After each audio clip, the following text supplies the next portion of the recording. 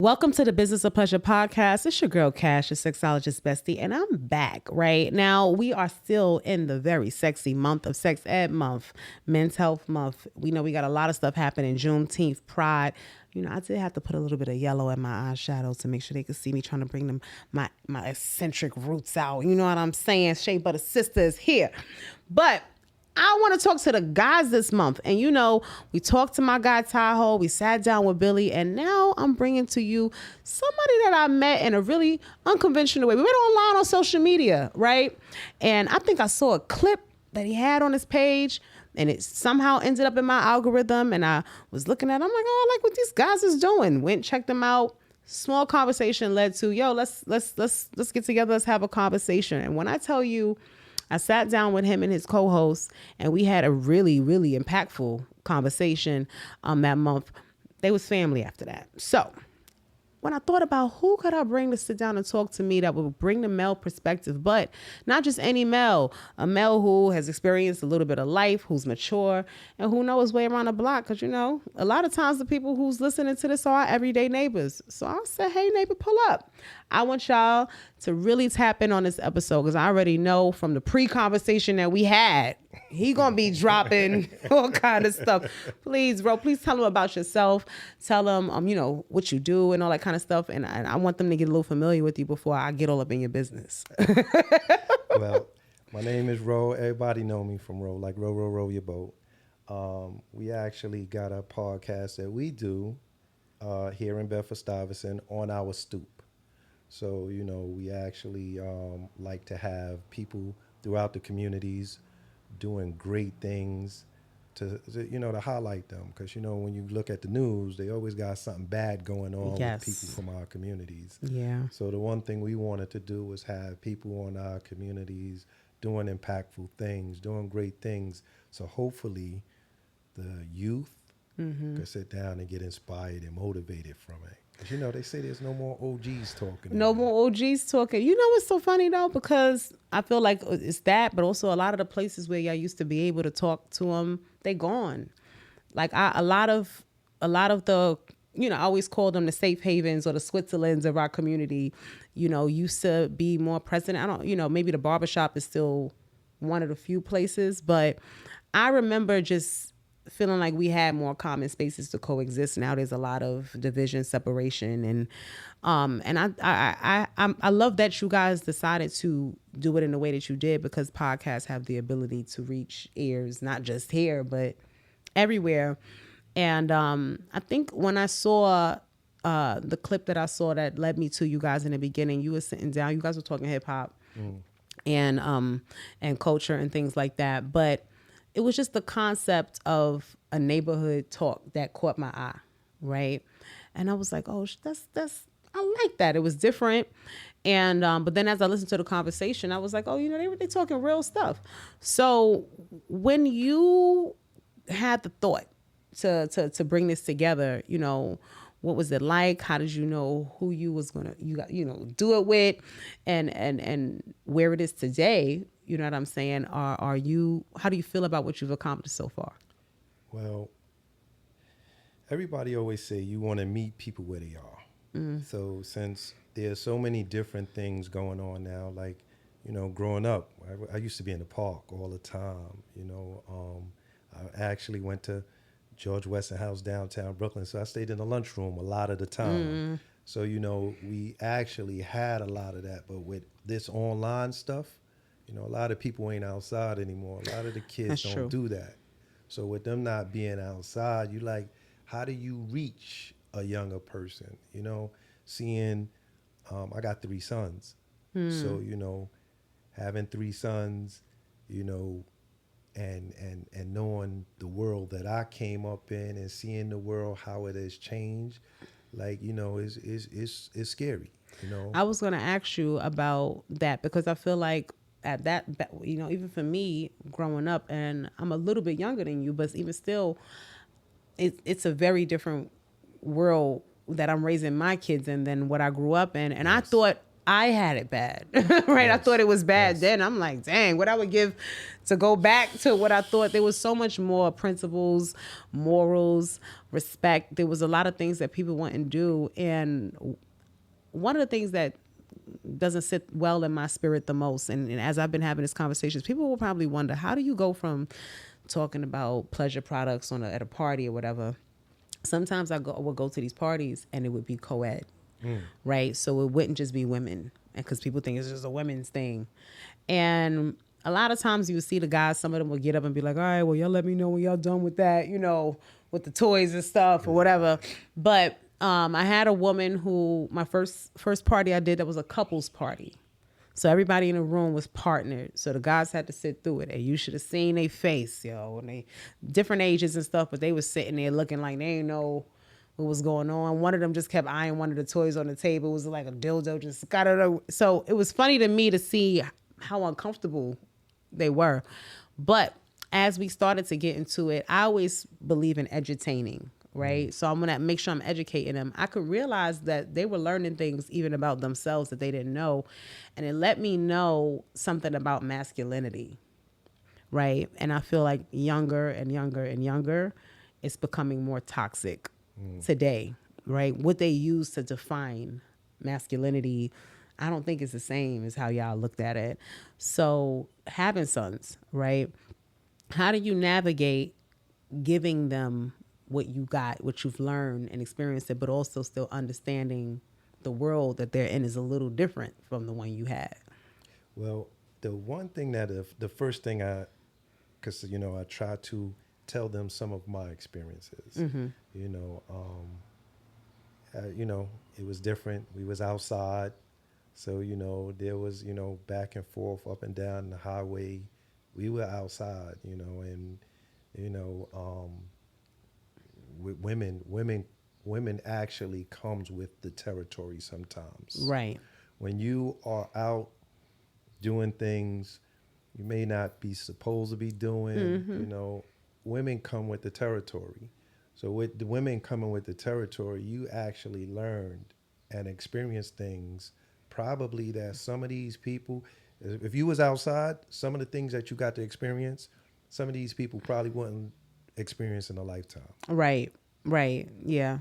So I try to tell them, the one thing I try to overemphasize to them, you know what I'm saying? Like, your energy, because that's an exchange of energy when you're intimate. When you're intimate with someone. When you're intimate, that's an exchange of energy, and I try to tell them to make sure that they hold their energy sacred. And that's something that, growing up, I wasn't told that.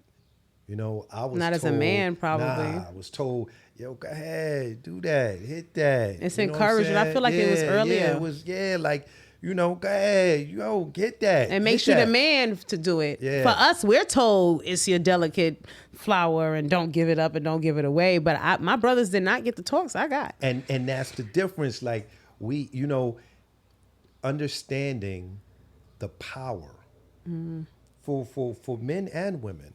You know what I'm saying? Understanding that power is, I think that we as a community, we weren't taught that because there was always such a divide put in our communities. You're not going to understand your power. You're not going to understand the leverage that this has. That's why you look now, there's so many divisive things put out there when it comes to sexuality, when it comes to gender, when it comes to, you got women talking about their body count. Like, I come from, if you hit it, I couldn't possibly want her to be mine. Like, I'm looking at it now and she was with him, and everybody, this is my old lady. How could she be my old lady? Like,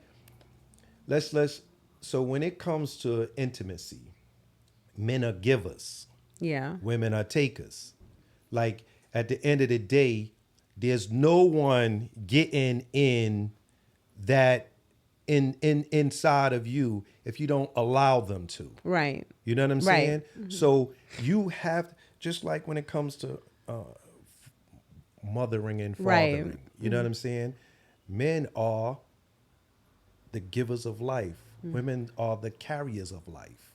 You know what I'm saying? Like there are things that I think we kind of get away from. You know what I mean? And I think And you that, think we need to spend a block on some of I it and bring think it we need back? to spin the block like tremendously so we could come to a point where we like, okay, we are one. I think the middle ground is so hard, right? In today, I'll say that because I feel like my growing up happened during the transition, if that makes sense, right? I feel like I'm on the side of when technology wasn't there, right? And I had to go and use the big Apple thing, and the only time I could get online was in school, or for the limited amount of time that I was allowed to take the telephone wire and plug it into the computer and hear the you know what I'm saying, or whatever. But I'm also on a complete other side of it where I'm also in an era where technology has evolved to where it is, and social media and being online and having to navigate this, going from one where I played outside and did double dutch in the park to now this side of it. What I will say, as from a woman perspective, very young, I got those talks and I was told how to carry myself and how to be. And I was always a reflection of my family because my family knew everybody. I'm from one of those families where you couldn't get away with nothing because that's Flo's daughter, that's so-and-so's daughter. That's so, like, come on, I can't even, you know what I'm saying? I couldn't even play with a boy for 2 seconds before somebody spotted me. And now, where I haven't talking to so many women and men because they come to me to coach with me or whatever the case is, I'm finding women my age are going back to celibacy or going back to not practicing because a little overstimulated or haven't given. And people would think because I'm a sexologist, that means that I promote certain behaviors. I don't. I'm a big connection person. And I think that I don't police who people do what with, but like you said, energy. Make sure the energy feels right, because you never know what you're taking in from a person either, or what kind of crazy they might have on them, because you put that thing on them a certain way. And I've definitely had somebody outside my house at 2 something in the morning. You know what I'm saying, King? Do your Kegels, ladies. But definitely had him out there. I was like, Jesus Christ, I wasn't supposed to give him the whole throat, only half of it. But I also, contrary to belief, because online you see my presence, I don't have a problem with my body. I'm very expressive with it. But if you see me walking down the street, I'd be mad conservative. My man jokes that they be lucky if they get an ankle, is what he say. You don't even give them an ankle. You gave them some toes today? Because I be low key kind of reserved. The balance is the part. I think appropriation. I grew up, and I can't release this, and I don't know if this is similar for you, but there's certain places that's appropriate for certain things. When I'm in my comfort, I'm in my house, I'm making a video in my bathroom. I'm not outside on a corner of the block in a bra and a thong. But when I'm outside, I'm a representation of my family, of my kids, of my man, or whatever. So I agree with you to that, but I don't know how we find that middle. I feel like so many people have a hard time figuring out how to express themselves, but also not disrespect themselves. Well, the middle, I think that the only way you get to the middle is continuing to explore all of these different levels. Because once you sit down now and you find that medium, now we are like, okay, we went to the high, we went to the lows. Now we're here. This is where we want to be. But you got to have people willing to listen, and that there are people that hear you, but you want them to listen. So that's the thing. We're in a people want to always, they're quick to have something to say. They listen in to say to something respond back. You know what I'm instead saying? of to understand. And understand. And that's what we need. We need more listening with understanding. Like, you think about it. We went from when we was growing up, you had so now they call it hating. But when we was growing up, you could criticize somebody. You could criticize somebody without it being hating.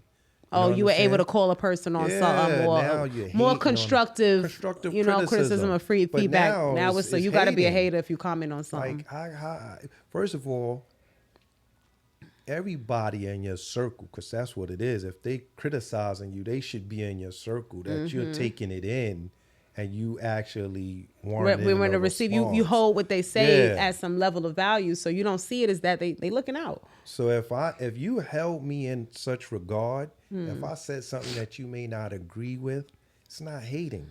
It's not hating. I'm sitting down telling you what I see, how I see it. Yeah. But there's so many people with this, oh, you a hater, and then we go from hating to, other things. And that's where if we could actually, let's get to the meat and potatoes at the high point, and if we get to the low point, and we meet in the middle so we somewhere. know But I where should it's be at. able to tell you my honest to God feeling about a way you or something you're doing without you feeling like it's because I'm jealous or hating on what you're doing, as opposed to me saying, I'm noticing what you're doing, and I respect your right to do what you want to do, but consider this. Yeah. And I feel like that's what consideration is the thing. You know what I'm saying? A lot of inconsiderate people, especially the young dudes. Nobody cares about the next person. It's me, whatever, and if you in my way or you know what I'm saying? Like it's not tolerated. So I could see where you coming from with that. But that's why we still need the village. You know what I'm saying? I remember so I don't live on this block, but I live on a block very similar. I grew up on a block very similar. I knew everyone. So it's maybe about, I don't know, maybe about 200 houses or households on the block. So I knew everybody in every house. And everybody in every house could say something to me. They could check me. They could let me know if I'm doing something wrong from one avenue to the next. Now, let you say something to somebody's kid. The problem is we got to get back to, it's a difference between beating and abuse. You know what I'm saying? You want to sit down and you want to castrate me for chastising my kid, but then when my kid is out there doing something wrong, you want to sit down and tell me I didn't do my job as a parent. It's a double-edged sword, that right there. Because we are seeing it. We're seeing more and more, especially with the teachers and stuff, the way, like, you see videos of these kids fighting their teachers and stuff like that. I really never, that's why I say that's the side I can't relate to, because for me, my teachers were given permission almost from my parents to parent me whenever I was in that school. Like, that's your parent while you're here. Now, don't get me wrong. I also had a mother and a grandfather who was no joke. And if I told them so-and-so came a certain way and they felt like they were overstepping, they were going to come and address that. But I agree with what you're saying. I don't take my kids to the park after a certain hour. Certain things I don't do just because I know I'm putting myself in a situation to be exposed to more chances to have to tell somebody else about their child. And people, I can't even go over and say, hey, your kid is doing X, Y, and Z. You want to fight me. Yeah. You know what I'm saying? Your now kid doing some wild. your kid is over there screaming all kind of words, but you want to fight me because I'm letting you know. Yeah. Right? And I'm like, so it's, to avoid it, I just go early. I'll go earlier. I'd rather do that when no one's there. But now my kids can't socialize because it's just them. So it's hard. I find we're there. But you said something that, honestly, and I love when things line up, because you don't know everything that I was thinking about or talking about with you. But one of the main reasons I wanted to talk with you on this platform was because we have a lot of conversations about pleasure. We have a lot of conversations about intimacy, which I think we all get an introduction to it pretty early on in life, high school sweethearts and stuff like that before that. But what I'm finding more and more as we have in these conversations is everything that men see in these discussions, they respond to in a way like they got to protect their identity. Like they can't be seen as potentially seeming gay, or everything you say that don't sound a certain way, even if that's not how they truly feel, they're going to kind of present it that way because they know that everybody around them would have something to say if they were only one. So a lot of people don't have a thought process of their own. And I was like, okay, what can I really think? Like, for men's health, I don't think that men are realizing just how much they're so used to just putting something in something that they don't really know what pleasure actually is. I think they know what it feels to get satisfaction and getting off, but getting off and actually having real intimacy and real pleasure is not the same. So a question I have for you that I kind of really was interested in your perspective, because I know you're also married, you know what I'm saying? You got different periods or experiences of life. Intimacy I define in 4 pillars. I define it as physical as 1 out of 4, but emotional, mental, and spiritual being the other 3. And those are the 3 that I feel like a lot of guys don't know the first, second, or last thing about. You start hearing words like vulnerability come up, or, you know, oh, I can't be a certain way. I don't want her to weaponize my attack. And then the women are going, well, that's sassy, and you this and you that. So I'm finding that it's creating a gap where men don't really know what pleasure is. As a man who's come through different phases, would you say that the younger you knew truly what intimacy was, or what at what point in life do you feel like you arrived at realizing that it ain't what you thought it was? Well, the younger me, the younger me was all over the place. He was the wild. younger me was all over the place. I'm gonna keep it a buck. The younger me, you know, as you know, now I'm, I guess middle age, you know. So the younger me,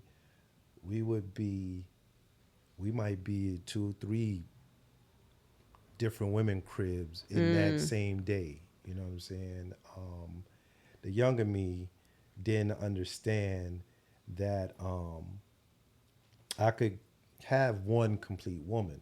You know what I'm saying? The younger me would put 2 or 3 women together to make up the complete what one was lacking. You know what I'm saying? I didn't understand at that time. I was the one really lacking in some things.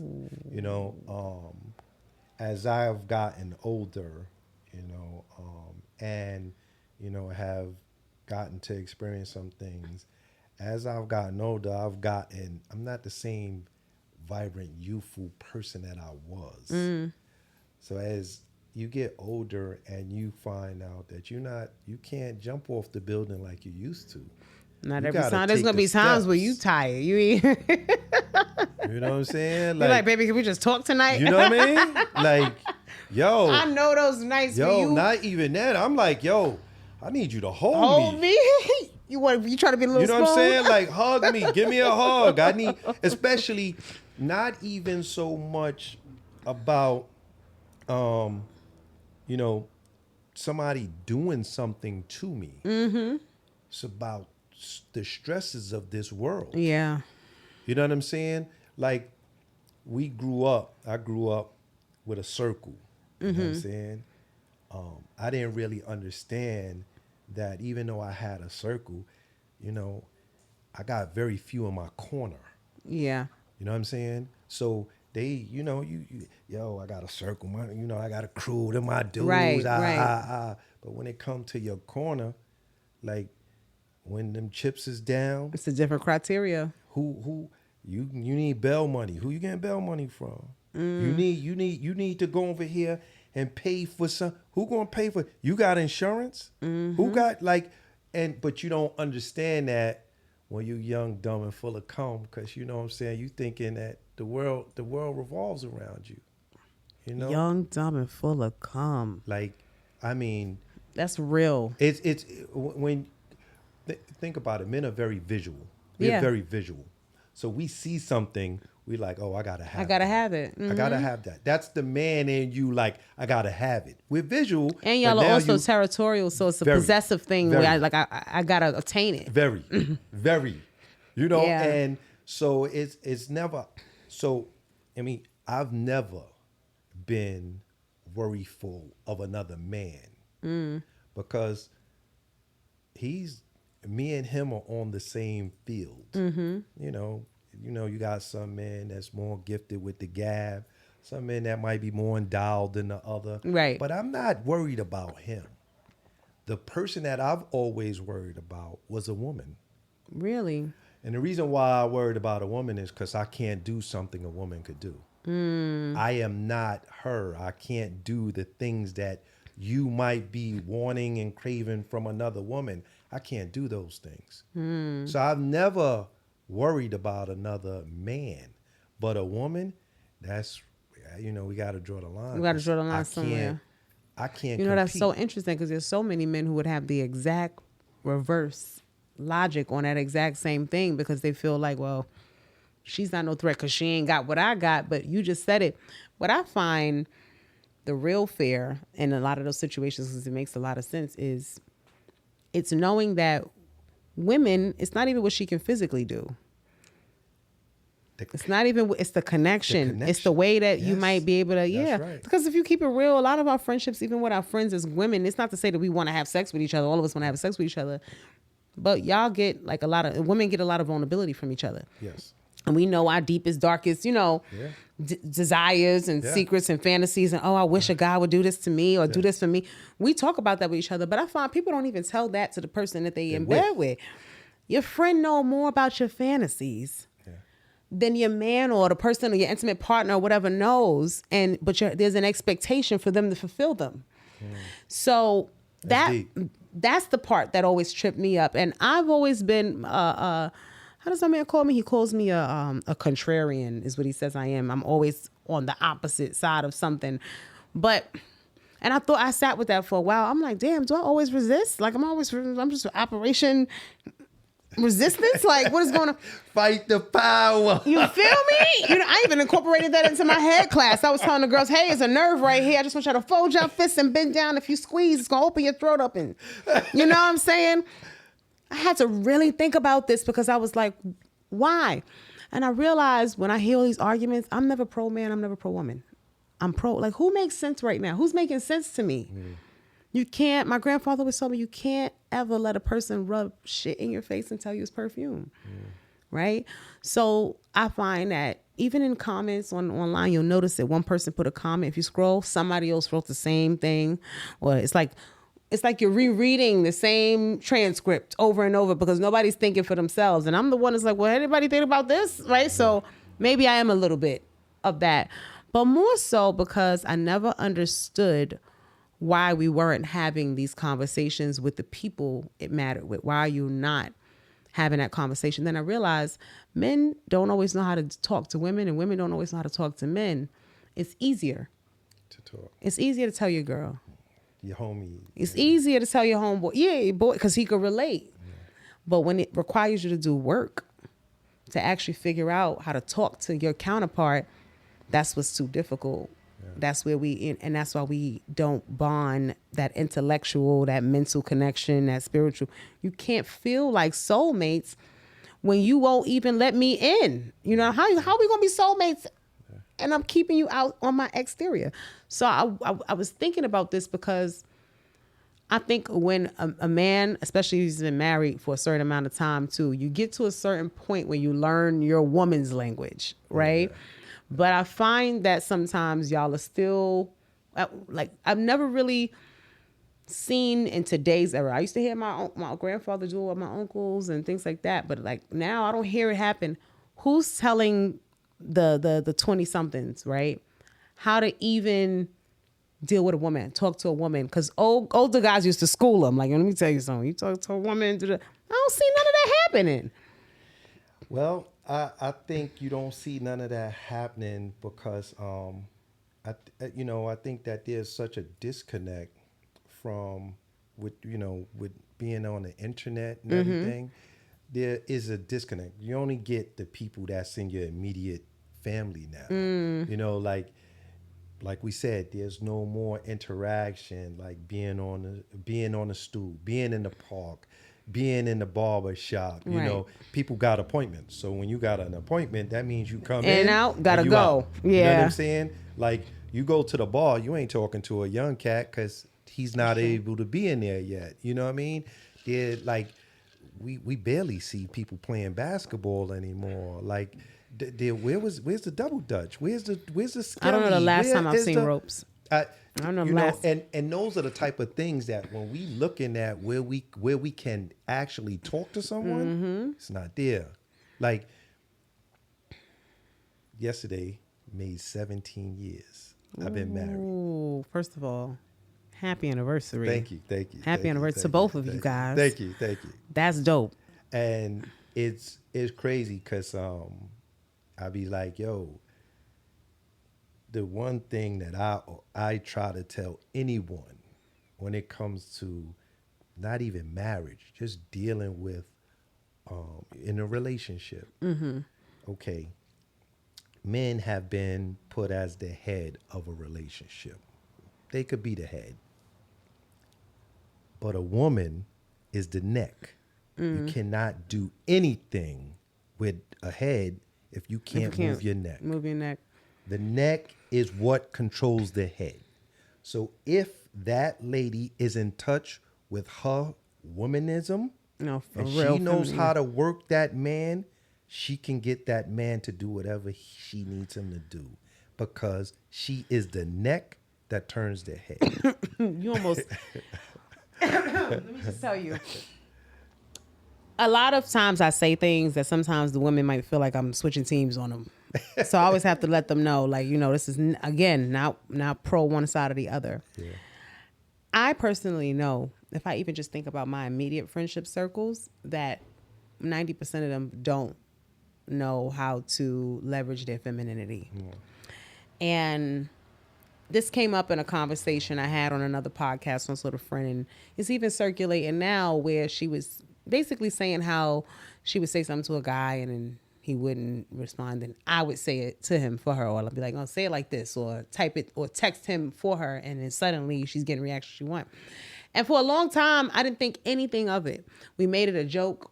What would Casha do, or whatever. And so usually when I see something like that happen enough, it makes me sit back, and the nerd in me goes, but why is it that way? And then that's when my deep dive happens. So I was doing that. And something that I always talk about, and I've even written, I've used the concept because it was developed by a psychologist, but I've used it in a book, and I talked about it with you guys about the communication breakdown. And when I say it, I feel like it goes through people's, like, go on one ear and out the other. What women don't realize is that, you just said it a second ago, men are visual first and foremost. The biggest part of communication is body language. What they looking at, right?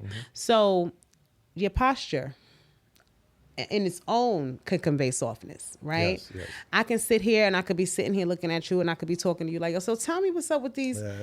That's like, oh, yeah, all right. Right? So, but what if I'm sitting here, I'm sitting up, right? My shoulders are high, my head is high, and I'm sitting, I'm relaxed, I'm calm, and I'm like, tell me about this. Just this. My angel, put some shoulder in it. Here we just, you was putting that shoulder in it. And I'd be like, babe, right? But the body language. So I ain't got to say nothing to you. We could be at a party. I could be like, and he know what I'm saying. A lot of women lose that. And that's a part of intimacy, right? Yeah. You want to be able to seduce without even saying a word. But then tone. Oh, that's the one right there. Tone, yeah. Tone get a little... I call could it, get you know a what I little- call tone? I call it tone A because they only got a little tone A, right? yeah. You bring in tone A. That be the one right there that'll have a man put up Fort Knox. That be the one right there. And I think that's the biggest one that we got to issue with now, because it's not even just what you say, it's how it's being said.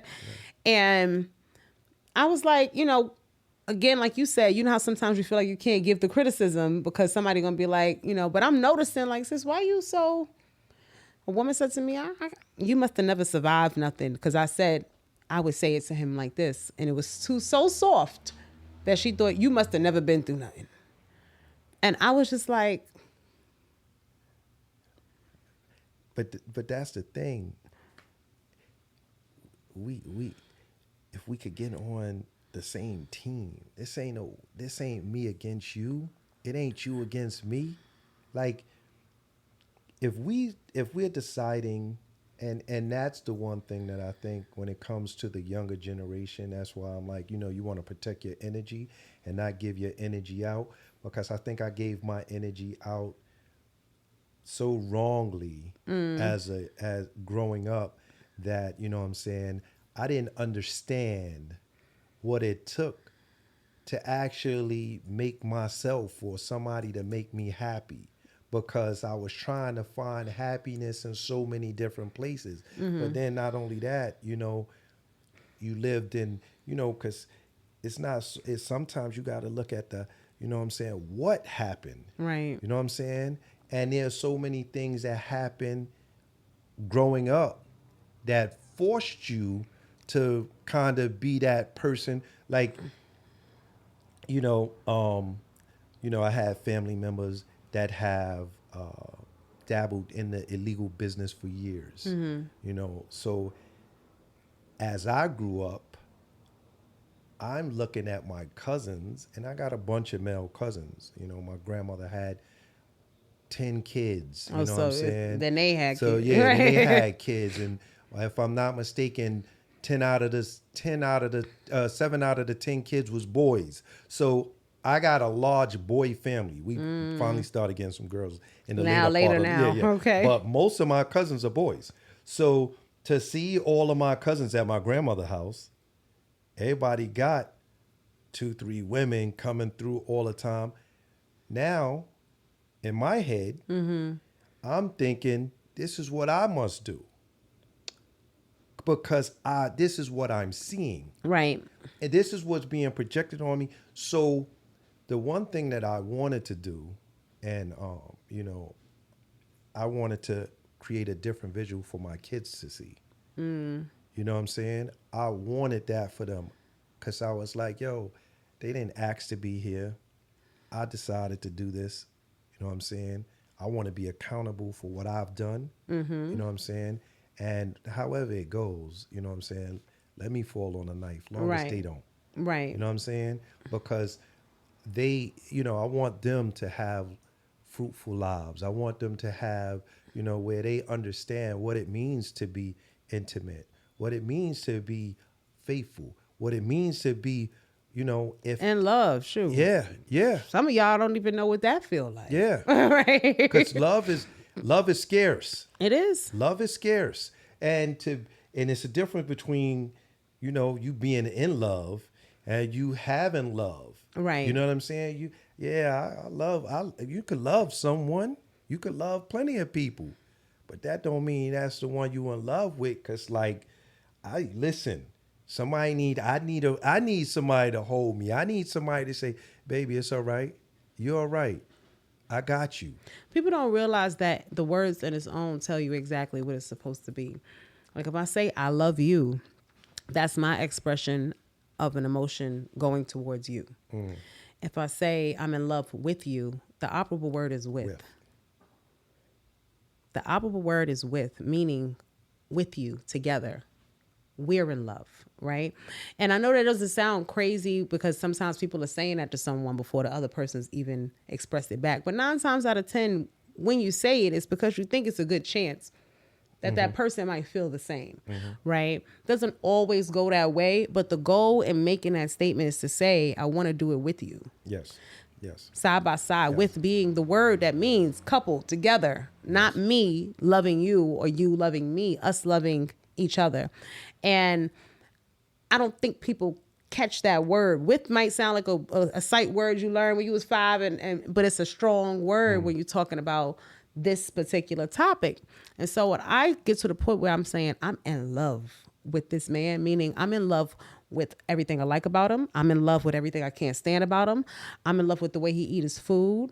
I'm in love with the fact that, he knows how to hug me or hold me to say, right. I'm in love with his body temperature at night. I'm in love with him in all facets of the word, but I can't be in love with all of him if I haven't learned how his mind works, if I haven't seen what he's like when his spirits is down and when they're up. Right? If I haven't understood how his body reacts when I touch him there versus here. And if I haven't had the opportunity to let him be vulnerable with me, right? And see what he's like when he's not whole or together.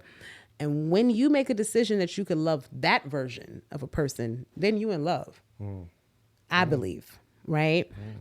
And I really wanted to talk about this because if anything, even I can say as a woman to the guys who hear these conversations or whatever the case is, a lot of times it's not that women hate you, because a lot of women say men ain't this, men ain't shit, men ain't, whatever.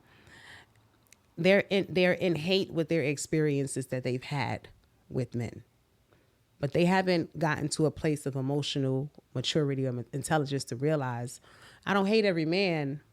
I hate my experience with that man. I hate my experience with this, whether it was the daddy who touched them or the uncle, everybody got the creepy uncle, whether, what I'm saying? It's more so her experiences have shaped her to have this perspective of feelings. So now she's vocalizing it and doesn't even realize what she's saying. That's the how that I was saying, like seeing my cousins. You know what I'm saying? Like those things have shaped you. Like she has been shaped, but that's why I think that every black and brown person in this country, this great country of America, do therapy. I think every black and brown person here in America is due therapy due to the things that have been put before us. You know what I'm saying? I think that there have been so many obstacles and challenges that have been put before us that we need that so that we, you know what I'm saying? And this is not as a couple. This is as a person to person, that we can deal with some of the trauma causing things that aren't allowing us to sit down and now be a better person with maybe someone else. But I need to be a better version You're of right. myself. And I always say this because I'm honest in wherever I'm at in my life and my process, and I've been spending a lot of time even revisiting my own mental health, and not because I'm crazy or whatever, but because there were things that I experienced that I knew how I felt when I experienced them, but now I have the mental to know why I felt it. And so my emotional memory sometimes would come back and make me feel it again and relive it again. But now it's different because I know more than I did then. And now I'm realizing like, damn, girl, that really fucked you up. Right? Like back then it was survival. So sometimes we put ourselves in a mode. I'll always give the reference of a storage unit, right? Storage facility. We compartmentalize. We put some things go in the big units, some things in the small. Some of the things get taken out. Some of the things stay there 20 years. But they have a way eventually of showing up. You know what I'm saying? And what I learned my problem was that I was a pro at compartmentalization, but I wasn't going back in and taking nothing else out. And then a couple of them got together and was like, yo, we gonna hit her at once. And I was like, oh, you gotta deal with this. Like, I couldn't operate, couldn't get up, I couldn't motivate, I couldn't nothing because, so I think you're right, because the healing is in that, do what you gotta do to survive in that moment. But then we go to the next moment and we forget to deal with that. That conditions us. So I'm 1,000%, but I'll tell you something. I want to say it was back February. One of the consultants for our company, she had an expo out, and it's two of them actually, Kiki and Nisha, give them a shout out. They had put together this event called the Melanated Sex Expo. And so I was brought there to do a keynote, and I wrote a keynote, prepared it, and then the night before redid the whole thing, right? And it was because I was in the room and I was listening to what other people were talking about and hearing, and I realized I have to say something different to this group of people. And I want to know what you think about it, because something you said about healing made me think of it just now. And ironically, things just flow. So I said to them, I did therapy for years. I don't think that I healed until I had the community healing, right? The one-on-one, the talk therapy wasn't doing nothing for me. I'm a woman who has a lot of awareness, and I've always had that. So I don't need to sit down on the couch with somebody to tell me what I already know about myself. I wasn't afforded the ability to fall apart because I didn't have the right army around me to make sure that I was going to get put back together. So for a long time, single black woman raising her child, got to do it all by myself. I'm a text. Tyler Perry could write 10 storylines on my life, right? And then I got this man, and somehow I'm like, why are we so emotional? Why are we so... I didn't know what safety felt like. I finally felt safe enough to fall apart. Well, I'm going to say this. When it comes to therapy, the one-on-one, that's only one step in it. Mm-hmm. So you know what I'm saying? Sometimes you may need to have that one-on-one to make you conscious of Whatever the things whatever are. it is Yeah. that's bothering you. Then two, you may need your community to embrace you. To say it's okay. To say it's like you said, hold me. Like what? hold me. What? But you gotta start somewhere. You gotta start. You have to start. And that's the thing. Like I think we don't know where to start, and that's trying to get to that middle ground. We gotta learn somewhere to start. That's why I'm like, if we start high, we start low. I think you just said it though. The answer is I don't know. We keep trying to find a perfect time when we've never had a perfect time for nothing that we've done. It's never gonna be a perfect. It's insane. It took for me to go and say, I don't know how to get out of this, but I know what I'm in. And sometimes me putting that out there, now guess what? Like you said, this person could have an experience that they could relate to or something. I said they could say, well, I went through that and this worked for me. Oh, you know what? Maybe try this. I can't get that until I say, I don't know. Yeah. But somehow ignorance is something that's perceived, right, as a negative, like we're supposed to know it all. And because people are so busy keeping up appearances, pretending like they know what they don't, they never getting what they need. You know what I'm saying? And I think that happens in relationships and all the time. We so busy pretending everything look good for social media, pose up, beach trips, all of the stuff that we doing. Behind closed doors, we fighting. Behind closed doors, we can't have a conversation without one of us getting to this volume. Behind closed doors, we can't this, but it looked good. Yeah. Outfits was matching. So I think what you said, we don't know. Let's start there. Let's start with I don't know. And you said another word, exploration. You got to explore. I love the unknown. You know what I'm saying? When you doing it together too, exploring together. It's funny as hell too. You don't know. I don't know. Let's we just be stupid together. Where this shit gonna take us? Like, let's do it. Fuck it. Like most things, and let's. I'm telling you. That's where the real intimacy is. That's where the real bonding happens because you be laughing at all the stupid. Remember, we ain't even know how to do this. Like it becomes a point of reference of, damn, look where we came from. And I think because people are not willing to say, I feel this way about it because I don't understand it, as opposed to the latter, like you said, somebody else said, oh, nah, I wouldn't do that. You can't put that on me. And so now you saying it instead of exploring it and determine it for yourself. So I had thought about these questions I wanted to ask you. So I always like to play a little fun something. Okay. The game is Would You Let a Woman? The game is Would You Let a Woman? It's real simple, right? Okay.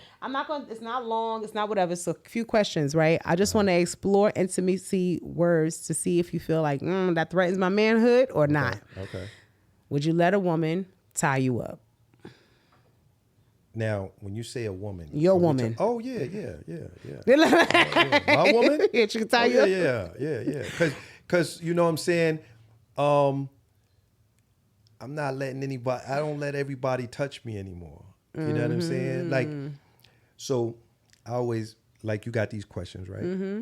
I asked my lady a long time ago. I was like, yo, I said, if, hypothetical, if we was carrying a couch, but I had twisted my knee, twisted my ankle, what side of the couch would you carry? Ooh. You know what I'm saying? And she looked at me. She was like, I would carry the back end of the couch. The bottom end, because that's where the weight is going to come down. You know what I'm saying? So I was like, oh, nah, you come on, let's roll. That's an interesting question. Because at the end of the day, you want to, like, if shit hits the fan, how you rolling? Are you rolling with me? Like, when the chips is down, are you there? No, because a lot of times that be the only time some women, will play the position of softness. Now we as soft as could be. We can't lift no couch. Like, yeah. Oh, now what happened to her? What happened to the Yeah, shut the come hell on, come on, you know what I'm up? Pick saying? up the Like, other end of the couch. you know, That's dope. give me that That's tone. Give me that tone. right. The You know, same put one. your back in put, it. Put your back in it. Pick up this couch. Use your knees. Right. That's so fun because that's when I noticed it. Suddenly that's not for me. And I laughed because when you said the couch, it immediately struck me because I used to joke all the time. I throw couches on my back. That was my single mom claim to fame. Now, this is too heavy. I swear to God. But you know, there's science behind that too. That when you find your right mate or your person, y'all really deeply intertwined, they make you release chemicals, you know, and one of the chemicals is serotonin, which actually softens you, makes you like, you know, that after y'all finally, y'all just lay back and y'all like, can't get up, can't do nothing. You like, shit, pass me the, it's too far for you too. Both of y'all, it. right? Fuck it, right. Fuck it. You don't need it, right? Yeah. But that hormone though just happen with sex. Wow. That happens when you're with a person who naturally just makes you feel that calm, that sense of safety. That I'm just like, I went to go lift up something. I'm like, bitch, you used to throw couches on your back, babe. Look, so today, of course, we tape on Sundays, right? Right. So I was leaving the tape. I was like, yo, I got to go. So I was like, yo, I'll see you later. You know what I'm saying? You know, kiss my wife before I leave, just in case, you know, that might be the last kiss I ever give her. So, you know what I'm saying? I kiss her before I leave. But when I get downstairs, I got to put a few garbage. You know, I take the garbage out with me. But there's groceries downstairs. Like a delivery. Yeah, like a delivery of groceries. You know, my man Trump said he don't know what groceries are no more. That's an old word. But we got groceries delivered. So, you know what I'm saying? I can't leave without bringing the groceries in Back for her. up. Like, I'm like, yo, come to the door. She like, all right. I'm like, you know, I got to bring the groceries up, though. You know what I'm saying? Like, you could put the groceries away, but I got to bring the groceries. I ain't going to sit down and be like, yo, get the groceries. Like, I don't know. You know, some dudes might do it. Some would. You know what I'm saying? But I'm like, nah, I got to get the... Y'all can't see. Yo. Not you raise your hand. He's BSing. Let me tell you that. I don't even... I know he talking I jumped out of my car, had one bag in my hand. I was to pick it up from the floor. His hand was right there. When my head went up, he was standing there like this. And he talk about... real fly. Come on. You know that he... You want him to get on this couch with me? We can Listen, sit down and get and it get in him- get right him right now. now. You know what I'm saying? We I'm can. with it. You know what I'm saying? I'm an old. Get your ass over here. Let's chop it up, baby. I'm sorry. Nah, that's real talk. It's real talk. It's real talk. Yeah, go ahead. Let's go with the question. But that's your thought process. I love that. Yes. You know, let me ask you this though. What did it take for you to be willing to let us tie you up? That's one question I do have though. So, where's the trust? I mean, what took it? So, my wife, my oldest son, is not my wife's. You know what I'm saying? But no one in this world could tell her that's not that's not her son. You know what I'm saying? Like, nobody in the world. And I'm like, yo, you taking me with all mine. Because that's all I got in this world. That's your all I legacy. got. Everything else, you know, that shit come and go. You know what I'm saying? Yeah, but your child, that's your That's future. all I got in this world. Like, at the end of the day, I get to see them I get to live again through them. I got 3 soldiers. I'm like, what? It's crazy when You you, know what see I'm it, saying? right? And you see parts of you show and up. I'm like, yo, I'll smack this shit. You know what I'm saying? But I'm she took all of that. Yeah, she like, nah, come on. And the crazy thing about it was, you know what I'm saying? Not saying it like that, but, you know, again, I told you I was out there. So, you know what I'm saying? I was with my wife, but we wasn't husband and wife at the time. But, you know, I was with my wife. I was still in the streets. I was still doing me. Different So, thing, you know what I'm right. saying? It was like, when it was time for him to come, you know what I'm saying? Again, he ain't asked to be here. I'm like, yo, I gotta change some of this shit I'm doing. You know what I'm saying? So when she sat down and accepted me with all that I came with, I was like, man, You like, gotta unleash. At the end of the day, like, come on, man, let's go. Like, I'm talking about, to the ends of the earth, I Right. told her if I die before you, which I want to do, said, all I want to do is haunt your ass, motherfucker. You know what I'm saying? I said, because you think you giving that to somebody else, all of this? And I ain't even talk about the goods. I'm talking about all of this. All the rest of that I come with said, it. nah. I said, that's why I got the soldiers here too. So they could make sure that they gonna live it on after you. Yeah, because I'm going to haunt your ass. It's what? Listen. Now I want to leave first so I can come back and haunt listen, you. I don't, because I'm saying, I don't think, you know what I'm saying? And I'm not trying to say it like, trying to put a time limit on me or nothing like that. But I don't think I could do it without her. You know what I'm saying? So I don't want to do it without her. So I'm like, yo, I gotta go first. Cause if this shit right here, like I got an old head on my block. I love him to death. His wife left him maybe like 10 years ago, 15 years ago. He's still holding on. Never I'm been like, the nah, I same. can't do it. I had another old head that lived next door to me. His wife left. He drunk himself to death because he said, I can't do it. That's insane. I can't. So you Listen. think though that those men knew that before she left?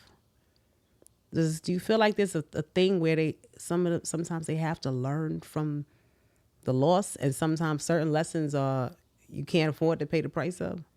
I know that lesson would be too much for me to bear. You know what I'm saying? I saw my grandfather go through it. You know what I'm saying? My grandfather ended up living till he was 99. You know what I'm saying? And my grandmother, if I'm not mistaken, my grandmother left him she left him for like 40 years. I'm like, nah, I couldn't do it. You got to go 50 more joints? And then he was like, yo, I'm trying to make it to 100. I was like, yo, whatever you do, baby, I'm with it. But I know me. I'm like, nah. It's a hard. It's no joke. It's a different love, and people don't realize it doesn't get filled by other people, and it's not your kids don't feel it, your friends don't feel it, your mom. It's a different kind of love you have with that person. So they say people heartache can kill. So I do okay. Two more, okay. Right? Would you allow her to continue if she began kissing behind your knees, right? And started working her way down your leg toward your feet. Toward my feet? Mm-hmm. Why not? Okay, all right. See, these kind of people I like. You know what I'm saying? There's a lot of guys who feel like that might happen. Suck your toes? Man, I put my toe on my wife's ear. I'm sorry, but go ahead. Now you ain't gotta apologize. Go ahead. It's a comfort thing. There's a lot of people. Some guys don't take their socks off. You know what I'm saying? So Well, if she an old lady, you better be taking your socks off. If he ain't, then that's a flag in its own. Well, okay. If you ain't taking his socks off, he ain't gonna be there too long. So you know what I'm saying? That's free game. You know what I mean? That's Listen, free game. Between that, I had women tell me, yeah, I used to mess with Ro. You ain't mess with me. We might have had relations, but you ain't never messed with me. I want you to get too many of them to sit down and say I made breakfast for them, because I only made breakfast for a handful of women. There's certain things that you only do for that woman. Yeah. That makes sense. That makes. I feel like the next one, based on your last answer, I already know what it's going to be, because it was going to say, would you allow her to have the night where she's fully in control? You don't get the ability to ask no questions. You just got to go with it. That's a grown man. That's a grown man. Let's go. You'd be surprised. I tested a few of these questions on a few younger boys, and they were resistant to all of them. Well, that again, young, dumb, and full of cum. So, I was that person also. You know what I'm saying? And they say, I shouldn't think the same way at 30 that I thought at 16.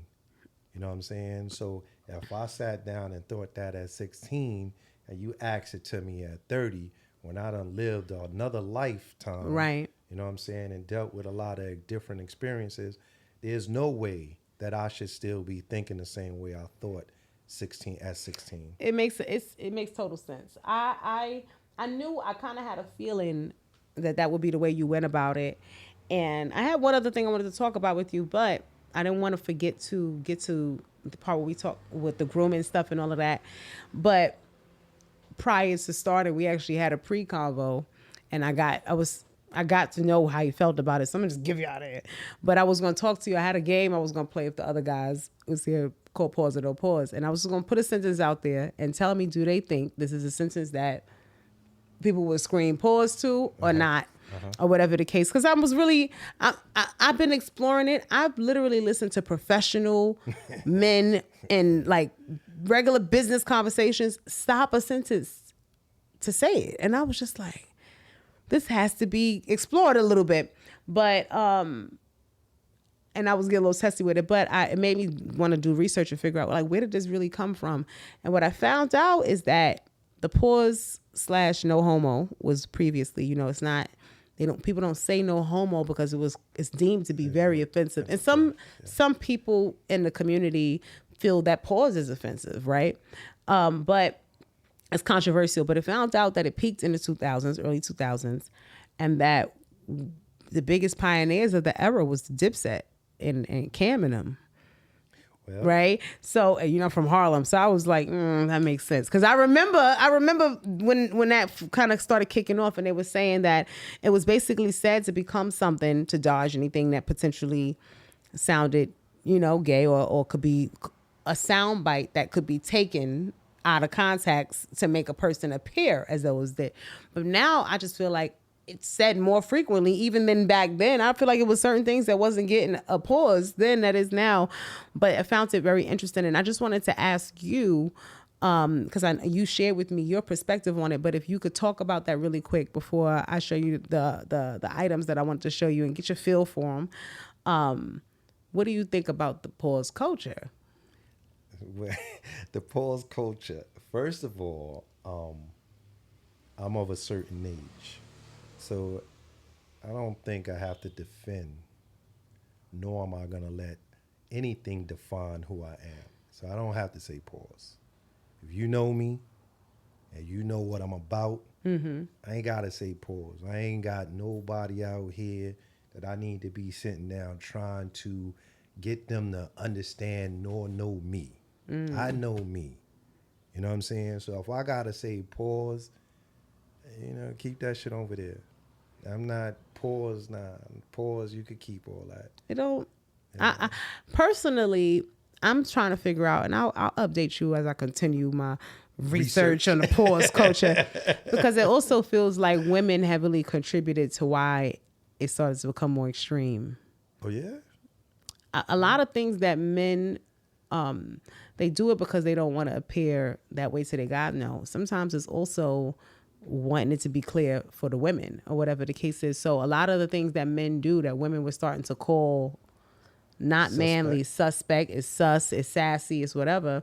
So now a man could do the most basic thing and they'll be like, oh, that's a little sassy. So now it's from what I'm looking at, it looks like it started to pick up more when women started to call out things that they didn't see as masculine.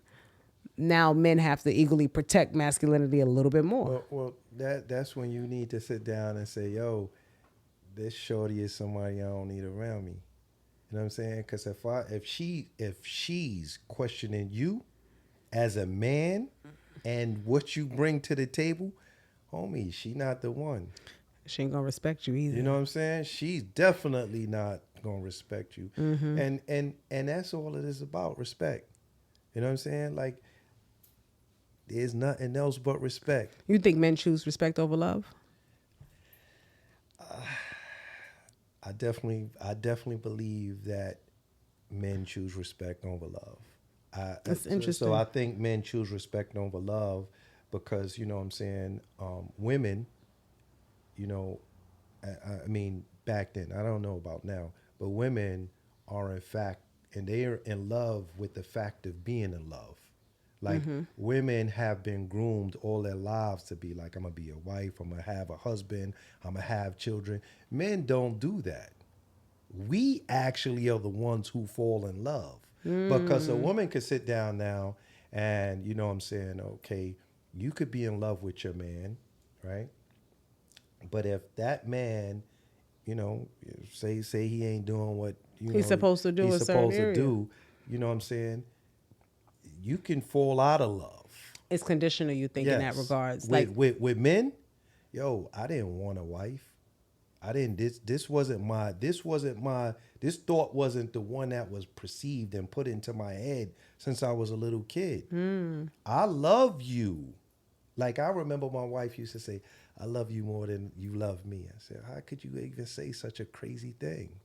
I will say I can understand it though. My grandfather always told me that I was gonna have to find a man who loved me more, right? And he said that because it's my nature, right? So I naturally give the love, and so he's gonna have to reciprocate it 2 times to match what I'm coming. Like, that's when before I'm in love with you, I'm already taking care of you, right? And I would say that's no different. When I met my man, a lot of women would think I was crazy for this.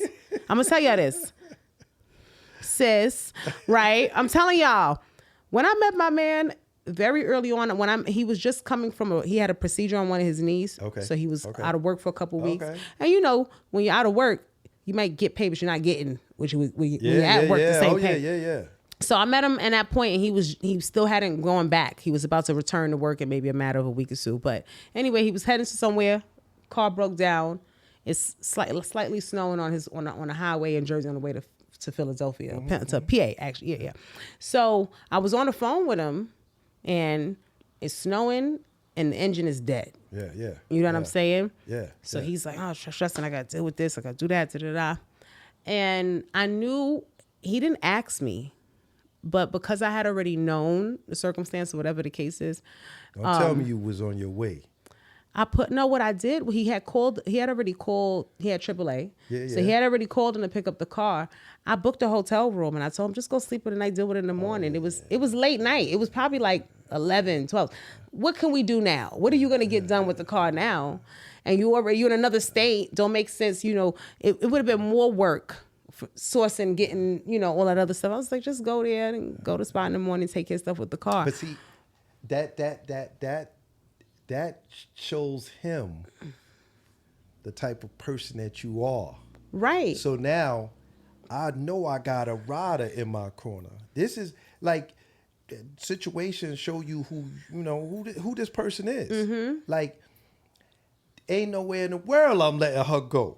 We barely know each other. We just start rocking. I got a knee surgery, so I know I done had a knee replacement, so I know how the knees go. Mm-hmm. You know what I'm saying? Like, I done had 9-10 knee surgeries. Oof. So I already know what pain that he was in, and to deal with that, and then the car die, like, man. I knew that there was going to be bills that came with it, and I guess for me, I always rationalize if helping him is not really going to affect or hinder me. I'm not taking my rent money and but I felt like you already was dealing with this. So by the time you came back, it's like, I already booked the room. Here's the place. I already looked it up from where you at. It's only half a mile down the road. You took an Uber over there, sleep, they give you free breakfast in the morning. Like, to me, I wasn't physically there. I was 2.5 hours away. Oh, you was there. But I felt it kicked in. You was there. Because he was like, yo, he probably got to that room and was like, God damn. Well, he told me, he admitted it later. Of course. He would have never told me then. But he admitted it later. But again, in my head, that felt like just what I wanted to do. I cared about the man. I didn't want him outside in the snow or whatever, getting sick or whatever. That's where my head went. So my nature is there, but also I liked him. So that mattered too, because I don't like him. But a lot of women call me stupid for that. I ain't spending this. I ain't doing that for no man. He should have been able to. Now, and how many of those women got a man? So the product. Oh, my bad. The product, because listen, we all need to know what it takes. Like, I need to know what it takes to keep my woman, matters. and the woman need to know what it takes to keep a man. Some of these women, some of these men, they don't know what it takes. It's constant work. It's an exchange too. That's the thing. It'd be one thing if it's just one person always looking out. Yeah. No, I rationalized it to make sense because a week before, he had only known me 3 weeks on my birthday. He was there with me. He celebrated. He protected me. I was getting ready to go pick up the world. He was like, here's what I had in mind for your birthday. If you could tell me what to do, tell me what to do. That's how I was. I felt Jill Scott immediately come to me. He loves me. Hold on, Cash. It's too early. Don't say it yet. He might not know it, but But he told me, he was like, I was thinking I would pick you up and I'd drive you around your birthday because I don't think you should have to be responsible for taking people and dropping them off on your birthday. He literally thought it out and said, you're going to limit your fun. You're not going to drink like you probably would because now you got to be the designated driver and da-da-da. And then he stepped back and said, but that was just my thought. I was like, I like that suggestive dominance. That's when you got to sit down and say, yo, fuck the circle. I got to make sure my corner got I don't know how y'all going to get there, but you know what I'm saying? My boo picking me up. That's right. You know, so, I holler. To me, it was the fact that he was thinking about caring for me was what made me not feel like it was anything wrong with it. But I did have a couple of my friends who I talked about it with, and they was like, you bugging, right? And I won't. I think not answering your question answers your question. Because they bugging now. Because they bugging now. All right, but I'm not going to. They still calling me and telling me about those same problems. You know what I'm saying? I'm good. We're great. We go through shit, but we good. So, but it is, this month is Father's Day, and we're gonna drop these episodes in a time, and I don't believe just Father's Day is the time to do it. I believe that a lot of men learn a lot about how to care for themselves from women in their lives, right? I'm not talking about the, dad telling you put your cologne. I'm talking about real self-care. I don't find a lot of the men that I've been exposed to throughout life really know what that means beyond getting a haircut or certain things. Meanwhile, I got a whole 10-step process for my skin and, whatever. So I think it's our part to introduce it. And so whenever I would do events and parties, and a lot of our consultants, this is one thing that the consultants for the company, because we have people who, they sell the products, but they establish their own businesses and they go and they doing it state to state. We become that introduction sometimes to the women at the parties and telling them, while you buying this and this and that for you, throw this in the bag for him, right? And so the reason why we do that is because, one, we want to teach you that process of consideration, and that if he feels good and he looks good, he's going to show up differently a certain way. But it's our little way of doing the work, if that makes sense. So I always show them the female body butters, and then I come around, and sometimes I wouldn't tell them what this is, right? And we were just talking about this. This is my favorite one, and Tahoe, and I show it to a lot of people, but I use this because it's the easiest one to help you feel the fragrance. This set is called Eros, and it's named after, Eros. It was the god of the perceived to be the child of Aphrodite and Cupid, or whatever the case is, right? In Greek, whatever. So Eros is all about that. But the line is a care line. You got your wash, your shave cream, your body spray, your moisturizers and beard oils, all kind of stuff, but it's pheromone enhanced. So on one end, pheromones have a way of just helping us feel good, but when you're next to your special someone, it tends to draw them in. And so that's what the whole, let me smell that. I want to smell that. Now. You know what I'm saying? I just told you it was my anniversary yesterday. So take a little bit on your hand. Let me smell that. I want you to, and then try and see how you feel about it.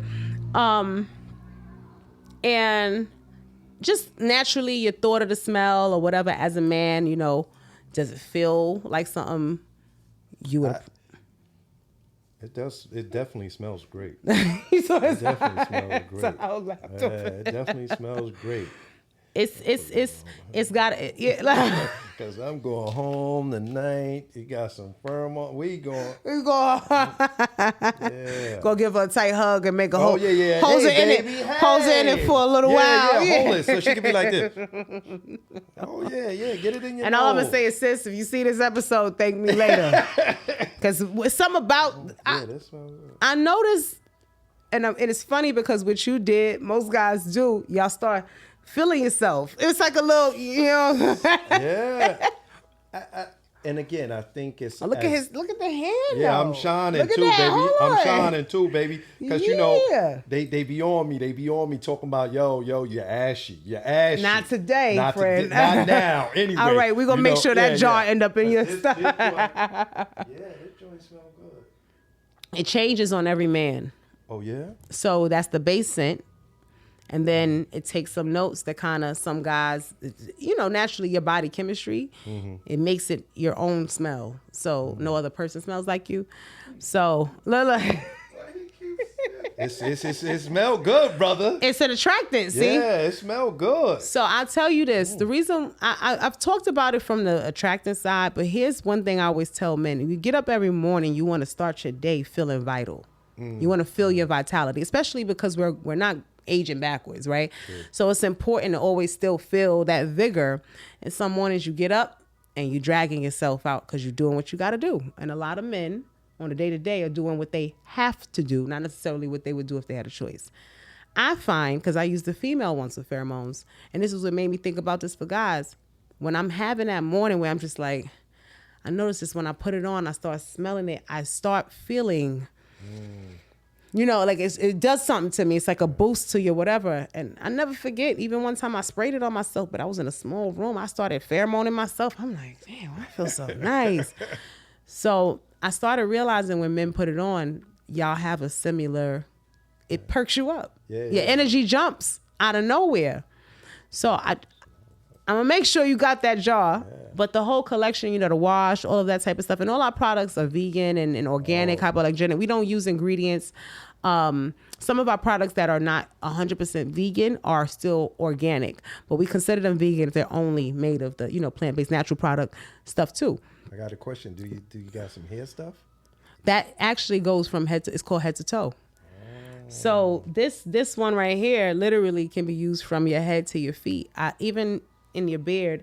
And then I'll follow it up with pragmatism. This is the beard oil. So if I put a little in your hand, is that okay? Yeah. So you can see, and you could rub that into there.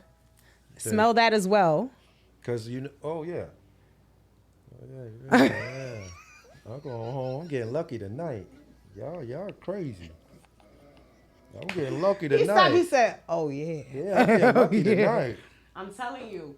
This one right here though. It stills you. Yeah, this so one right here. A lot of the guys, once I put them on, they fall in love with it, and the spray, all the stuff is meant to be put directly on your skin. So you wash, you hit it with the moisturizer, the spray, you go out, and it doesn't have that elevator cologne feel, because a lot of guys, the smell is so strong that you start getting a headache. And so in about a couple minutes, smell it again and see where it balances for you. It lightens up and it balances.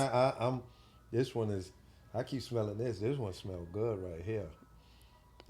That Eros fragrance is no joke. So the whole collection is in that fragrance. Oh. So the wash, the spray, everything. So now that I know you like the scent, now I know I could gift it to you and you're going to appreciate it. Okay. This one is nice. So you got to get that to you. And then another thing, I'm just, making sure the guys know, we do have this anti-chafe cream that's like slept on. This one doesn't have any fragrance added because it's meant to be, for the under the walls and in the area, especially if you're working out where you sweat a lot, to prevent that rubbing and that chafing and that heat generation factory. So it's summertime, especially out here. So this is the anti-chafe cream. So I'm going to make sure now the chafe cream, you put that directly on you? Yeah, it's a lotion. It's like, comes out like a lotion. Okay. Yeah. Oh, okay. So you rub it in, and what it does is it has ingredients in it that helps to absorb the sweat, absorb the heat. And down there, y'all just naturally, you're literally, your testicles are hot, y'all. You got hot balls. You know what I'm saying? It's going to help you not be Cheetos, a little, what they used to call it, boiled cheese or something. Anyway, but. Now, hold on. Pause. See? I just thought that was the perfect time for that bull. I mean, that saying anything, right? Yeah. And I'll make sure you get the pocket one too. It's the same. Oh, it's the same. But this is the one that you could keep with you on the go. Because I'm going to Italy. This would be good. Yeah. It's travel size, and you ain't got to worry about it. It's less than an ounce. So a lot of times that's just a quick. You wash your hands, you put it on. I used to put the pheromone products in my soap dispensers. Right in my house. And one time my uncle washed his hand. He was like, "Yo, what kind of soap is that?" He was on the train, just kept. Yeah. He was like, "Yo," and I'm like, so that's how my uncles ended up becoming customers of my or this side of the business, but and then of course something for pleasure. So because I know you got a special someone in your life, and y'all just had an anniversary, I feel a little bit obliged to make sure I get something in there that does something for her. So I have a question: are you someone who's ever used a ring? A ring? A cock No. ring. I never used a ring, but I've used other toys. So my guy.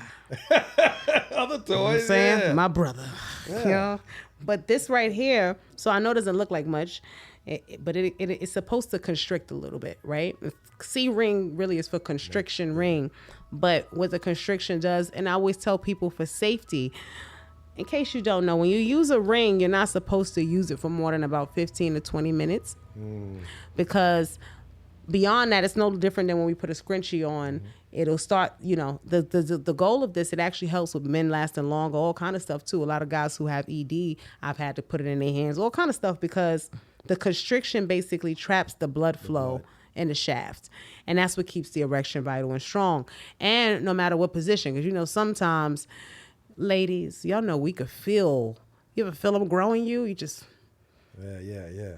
And he could still be hard, but then it's another thing when you do something that really tripped that wire, and it's like, that bad boy is like, he in there with it. So yeah. The ring kind of helps with that sort of, power. Basically, we're getting you your most strong of an erection, but this one has a vibration in it, right? And so, it's not, this is the low setting, so it's not too crazy. Oh, that's right. Okay. But that you can place it under. So if I'm not going to use it on a toy, but my hand will be it. If you wear it under, obviously every time y'all collide, it interacts with the balls, so you get a little sensation there. But if you flip it upward and you're missionary, then it hits her, right? Every time you go in. If you're doggy, that's where you end up with the sweet spot, because it's almost like when you go doggy, you flipping everything upside down. So when you wear it this angle doggy, it hits both her clit and your balls at the same time. That's what I was thinking the first time. Yeah. So that's it. But people don't realize. People don't realize that what position you're in determines which way. Because if you're missionary, now the clit is above versus when you're doggy, it now comes under.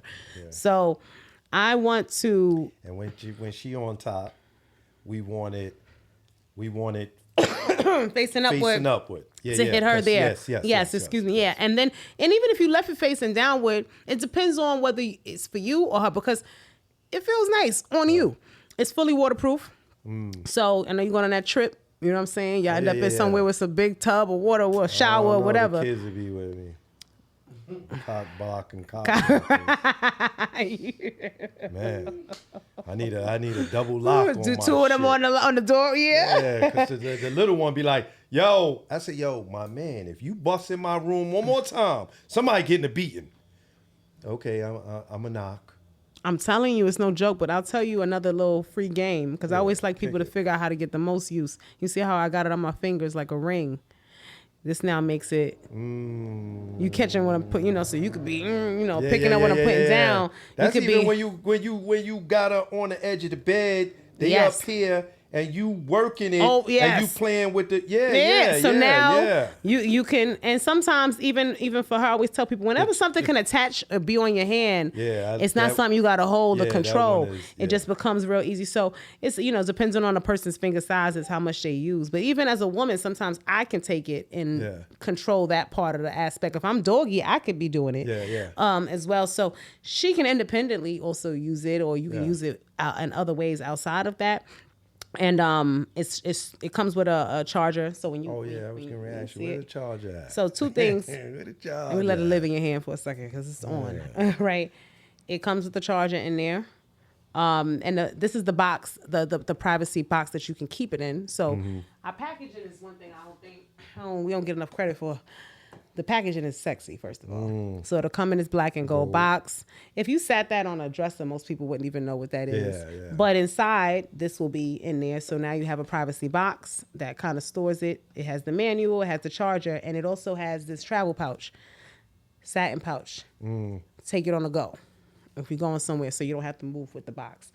The satin is important because the material will help not allow dust and fibers and things to sit on it, which could lead to other stuff. infections. So it helps you keep it cleaner. Yeah, Yeah. yeah. So I wanted to know if you were open to it. And if so, I'm thinking that might be a nice little honeymoon. Listen, it's my way. Listen. Hey, And to cut it on, I'm gonna show you where. Yeah, I was getting ready to say, how you cut that thing on? And the buttons, because to keep it 'Cause it's waterproof, you can't have buttons on the outside. That's how we keep water from getting in.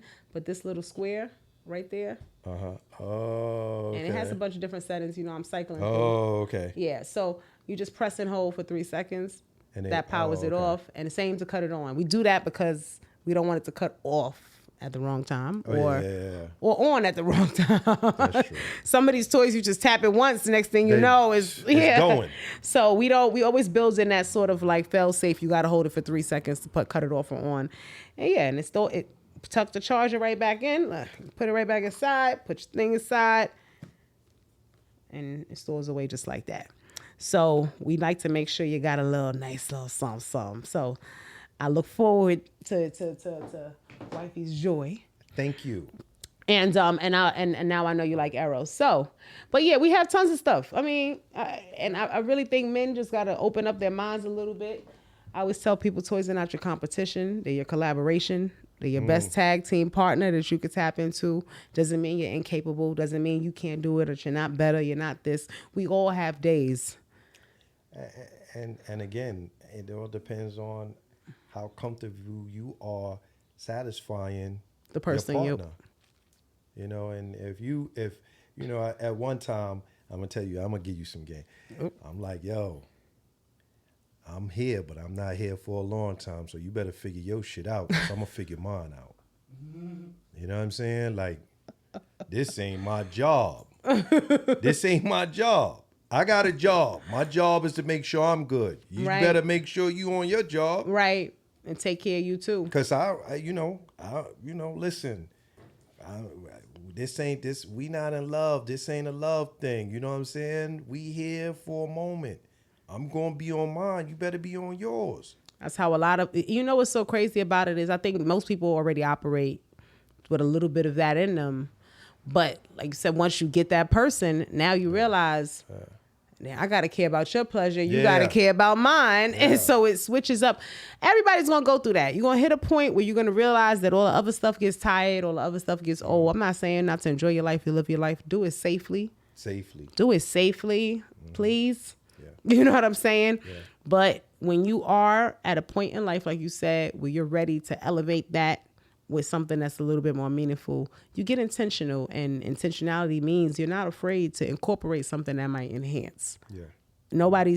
Doesn't stop you. It's just an addition. It's an enhancement. You know what I'm saying? So, first of all, thank you for being super open in the conversation. I think there was a lot for people to hear and to learn, and I'm hoping that we can get this in front of as many of the young dudes that we was talking about, but also women. You know, hear it from a male perspective is important. We can't do nothing, just operate in our own self. We don't live in this world by ourselves. Whether you straight, gay, bi, whatever, at the end of the day, we're in this world with other people. And so having the ability to just coexist, communicate, show consideration, be a certain kind of person is necessary, but it's absolutely necessary when we're talking about connection and intimacy and finding a certain type of love and things like that. And I think that a lot of y'all either got it or you looking for it. So I hope that this conversation, you know what I'm saying, is something. What I would love for you to do, Money Making Monday, y'all know we drop on Mondays. Take a time to let people know how they could connect with you, because the same way you came and shared your abundance and wealth with our viewers, we want them to know now we want to pay it back to you. You know what I'm saying? And let them know where to find you. Well, you could actually find me. We do, like I said, our podcast is 237 No Place Like Home. You can find us on IG, TikTok, YouTube, all your platforms. Actually, I also do some merchandise. Yes. You could do Scribbles on Threads official, because that's where a lot of the actual merchandise is at. Mm-hmm. I was like, but you could find me. Scribbles on Threads official. The site is down, but I got to put it back up. Okay. But yeah, They can reach out to you direct. Yeah, you could send me a DM. You could send, like I said, Scribbles on Threads official. And again, you can find us 237 No Place Like Home on all platforms. And we'll make sure we plug those links in the description on YouTube. And when we always send out a newsletter when we get a new episode. So we'll make sure you guys have the socials to connect. Absolutely tap in and check in. If you appreciated the conversation he brought today, know that this is one of many that he holds. And very interesting talks and some very interesting people in different walks of life. So thank you. I really appreciate you. Thank you. You know what I'm saying? And show some love to our men. Happy Father's Day. By the time you're watching this episode, you know what I'm saying? Show love. We want you to know that we care about you. We care about your health. We care about your mental state. Here at Bedroom Candy, we're not just for women. We're for all of us. We got men in our community. Shout out to our male consultants who are out there doing the work that a lot of guys are scared to do. We got to give it up to you guys. And I hope you guys tune back in because, of course, we got more to come on the Business of Pleasure podcast with your girl, Cash, your sexologist bestie. Head over to bedroomcandy.com. Check out what we got going on this month, guys. When you purchase and spend $100, we're giving you a free grooming kit. A free grooming kit to gift to any man in your life that you see fit of a little love. Don't hesitate. Y'all saw how he responded to that head to toe, though. Y'all saw that. Throw it in there with it because that's going to make the kit complete. But we want to help you show the men in your life love this month. So we're giving you the gift for free. You just got to re-gift it. You know what I'm saying? Everybody have a good one. I'll catch y'all again soon.